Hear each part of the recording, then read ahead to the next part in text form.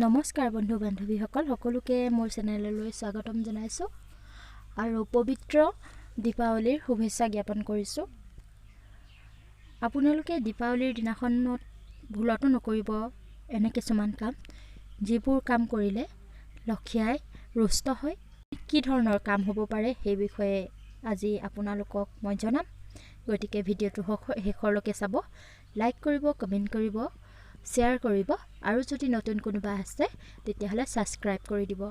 গতিকে বন্ধু বান্ধৱীসকল বলক আমি ভিডিঅ'টো আৰম্ভ কৰোঁ। 1 নম্বৰতে দীপাৱলীৰ দিনা নতুন ঝাৰুৰে ঘৰ দুৱাৰ সাৰি চাফ চিকুণ কৰিব, তেতিয়াহে লক্ষ্মী আই সন্তুষ্ট হয়। কিন্তু ঘৰ দুৱাৰ যদি লেতেৰা কৰি ৰাখে লক্ষ্মী আই ৰুষ্ট হয়, তেওঁ সেই গৃহত কেতিয়াও প্ৰৱেশ নকৰে আৰু বাস নকৰে। 2 নম্বৰতে লক্ষ্মী আইৰ পূজা অৰ্চনা কৰিব লাগে। দীপাৱলীৰ দিনা ৰাতি কেতিয়াও শুব নালাগে। গোটেই ৰাতি উজাগৰে থাকি যদি লক্ষ্মী আইৰ বাবে পূজা অৰ্চনা কৰিব পাৰে, নাম কীৰ্তন কৰিব পাৰে, তেতিয়াহ'লে লক্ষ্মী আই প্ৰসন্ন হয় আৰু কুশল মংগল সাধন কৰে। গতিকে ৰাতি নোহোৱাকৈ থকাটো খুবেই ভাল কথা। 3 নম্বৰতে ভিক্ষাৰীক খালী হাতে নপঠাব।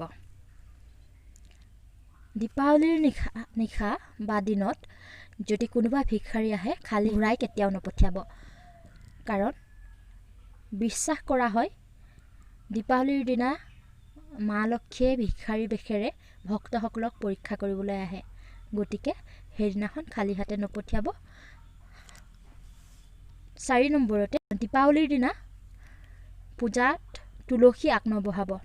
শাস্ত্ৰ অনুসৰি তুলসী হৈছে বিষ্ণুৰ অন্য এটা ৰূপ, শালিগ্ৰামৰ পত্নী। গতিকে আপোনালোকে মা লক্ষ্মীক তুলসী আগ নবঢ়াব। তুলসী আগবঢ়ালে মা লক্ষ্মী ৰুষ্ট হয়।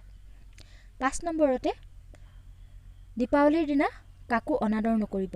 সকলোকে আদৰ সাদৰ মৰম চেনেৰে যদি আপোনালোকে ব্যৱহাৰ কৰে তেতিয়া মা লক্ষ্মী সন্তুষ্ট হয়, অন্যথা মা লক্ষ্মী ৰুষ্ট হয় আৰু আপোনালোকৰ কুশল মংগল কামনা নকৰে।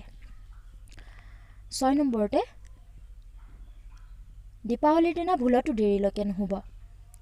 সূৰ্য উদয় হোৱাৰ আগতে যদি আপোনালোকে উঠি ঘৰ দুৱাৰ চাফ চিকুণ কৰে তেতিয়া লক্ষ্মী আই প্ৰসন্ন হয় আৰু আপোনালোকৰ ঘৰত বাস কৰে।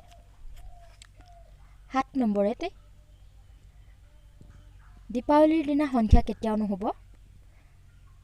বিশ্বাস ৰখা হয় যে মা লক্ষ্মী সন্ধিয়া ঘৰত প্ৰৱেশ কৰে। গতিকে সেইকণ সময়ত যদি আমি শুই থাকোঁ তেতিয়াহ'লে মা লক্ষ্মী ৰুষ্ট হয় আৰু আমাৰ ঘৰত প্ৰৱেশ নকৰে আৰু বাস নকৰে। গতিকে এনে কাম কেতিয়াও নকৰিব।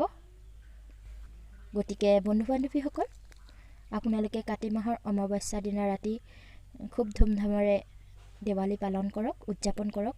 সকলোকে পোহৰৰ উৎসৱ দীপাৱলীৰ শুভেচ্ছা জ্ঞাপন কৰিছোঁ আৰু সকলো কুশলে থাকক।